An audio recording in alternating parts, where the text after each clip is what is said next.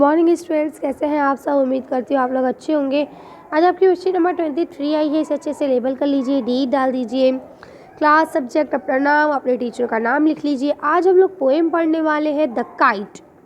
क्या पढ़ने वाले हैं? द काइट है। चलिए तो पढ़ना शुरू करते हैं। यहाँ लिखा है रीड द पोएम बिलो, नीचे दी गई पोएम को पढ़िए and fill in the blanks on the adjusting side, और उसके एडजस्टिंग साइड में जो फिल इन द ब्लैंक्स दिए गए हैं टू द करस्पॉन्डिंग स्टैंजाज है ना, हर स्टैंडाज के साथ आपको दिए गए हैं। You can take hint from the explanation of the stanza provided. आप इसके लिए जो स्टैंजा आपको दिया गया है उससे हिंट भी ले सकते हैं। तो एक काम करते हैं, हम पहले एक स्टैंजा पढ़ेंगे, उसके बाद फिलअप को करेंगे और साइड में जो हम लोगों को हिंट दिए गए हैं उसका इस्तेमाल करेंगे। तो चलिए पढ़ते हैं। लिखा है how bright on the blue is a kite when it's new with a dive and a dip। क्या बोलते हैं? नीले चमकदार आसमान पर वो पतंग जब नई होती है तो कितनी अच्छी लगती है। कभी डिप करती है तो कभी डाइव करती है, यानी कि तैरती है ना। It's snap it's tail then slower like a ship with only a sail as over tide of wind is right clapped to the crest। क्या बोलते हैं? उसकी दुम, उसकी टेल जो है वो भी लहरती रहती है। सो जो शिप है, यानी जो आपकी पतंग है, वो इस तरह से उतार चढ़ाव करती है जैसे कि एक शिप करती है ना, जैसे शिप तैरती है। लेकिन ये किस पे तैरती है, ये किस पे राइड करती है? सिर्फ और सिर्फ हवा की लहरों पर, है ना, और चढ़ती चली जाती है ऊंचाइयों तक। ठीक, चलिए तो हम इसको पढ़ते हैं। लिखा है a new kite looks bright in the sky, यानी कि एक नई पतंग चमकीली लगती है आसमान पर। इट्स डिप एंड डाइव, और वो तैरती है, उछलती कूदती है। It's pull it string and flies like a ship on a waves. ठीक है, उतरती है, चढ़ती है, भागती है, दौड़ती है, ऐसे जैसे कि एक पतंग एक शिप अपनी वेव से करती है। The winds help it ride and reach the maximum height in the sky. और इस काम में जो उसकी हेल्प करता है वो कौन करता है? हवा करती है ना। हवा उसकी हेल्प करती है और वो अधिक से अधिक ऊंचाई तक पहुंचने में उसकी मदद करती है।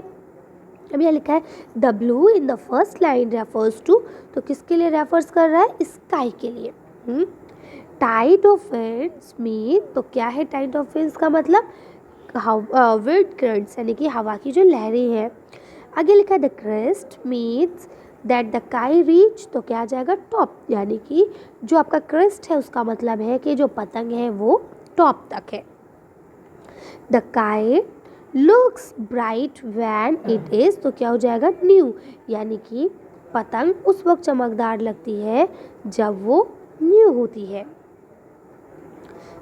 In the sky the kite सोर लाइक अ, तो क्या जाएगा? शिप, यानी आसमान में जो पतंग है वो कैसी होती है, कैसे तैरती है? जैसे कि एक शिप हो।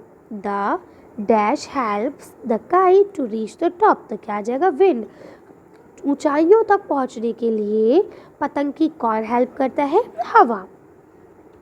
Of a gust and pull, then seem to rest as windfall. When string goes slack, you bend it back and run until a new breeze blows and its wings fill and up it goes। तो अब यहाँ तक आपको समझ में आया? क्या बोलते हैं कि ये ऊपर नीचे चलती है, कुछ टाइम तक रुकती है, एक जगह पे रेस्ट भी करती है।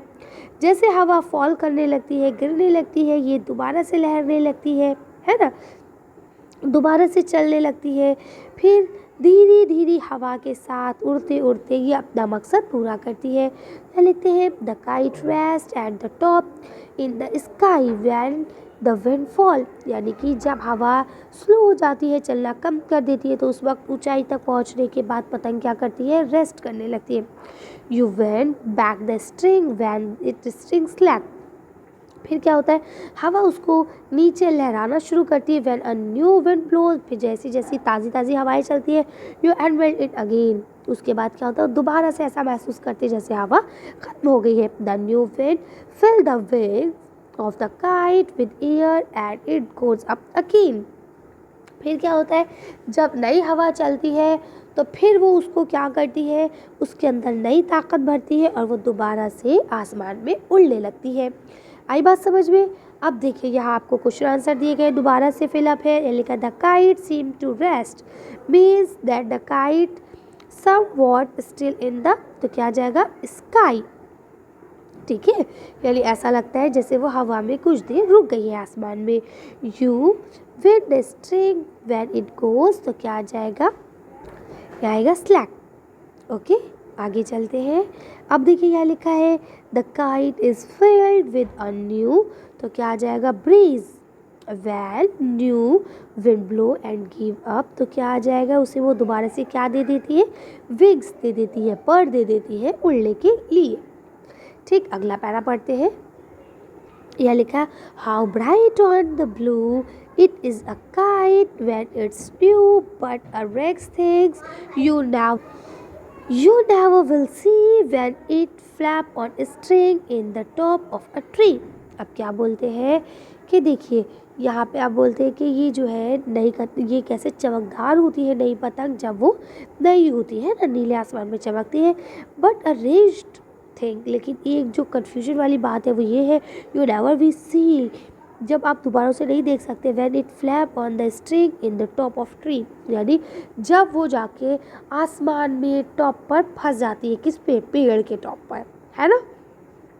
तो देखिए बोलते हैं a new kite looks bright in the blue sky, नई काइट आसमान में चमकती हुई नजर आती है नीले आसमान में। बट एन अगली थिंग, यानी एक बुरी चीज़ जो है, you will see is when the kite get stuck on a tree, बुरी चीज़ क्या है कि जब आपकी पतंग जो है वो जाके पेड़ पे फंस जाती है। There is flutter tied to a piece of string, है ना, वो बिल्कुल बुरी तरह से फंस जाती है। अब यहाँ क्या लिखते हैं, देखिए the kite is struggle on the top of the, तो क्या आ जाएगा, ट्री। क्यों, वो पेड़ के ऊपर जाके फंस जाती है। आगे लिखा है the opposite of top is bottom, है ना, टॉप माने ऊंचाई, बॉटम माने नीचा। अब आगे देखते हैं, यहाँ लिखा है now let us color the picture blue following the instruction provide in the statement। जैसा जैसा आपको स्टेटमेंट में प्रोवाइड किया गया है वैसे वैसे आपको करते चलना है। The kite is blue, kite को ब्लू कर देना है। The girl has black hair, लड़की के बाल काले कर देने हैं। The girl is wearing red skirt and yellow top, इसकी स्कर्ट येलो करनी है और रेड करनी है स्कर्ट, और टॉप जो है वो येलो कर लेना है। The tail of the kite is green, और जो इसकी पतंग की पूँछ है वो आपको ग्रीन कर देनी है। The girl is wearing brown shoes, और लड़की के जो शूज़ हैं वो आपको ब्राउन करने हैं। ओके, तो आप ये ड्राइंग करेंगे और उसमें इसके अकॉर्डिंगली कलर करेंगे। चलिए, तो अच्छी वर्कशीट को हम यही ख़त्म करते हैं। आज की वीडियो में बस इतना ही। अगर आपका वीडियो पसंद आई हो तो प्लीज़ इसे लाइक और शेयर करिए। अगर अभी तक आपने हमारे चैनल को सब्सक्राइब नहीं किया तो प्लीज़ हमारे चैनल को सब्सक्राइब करें। Thank you for watching.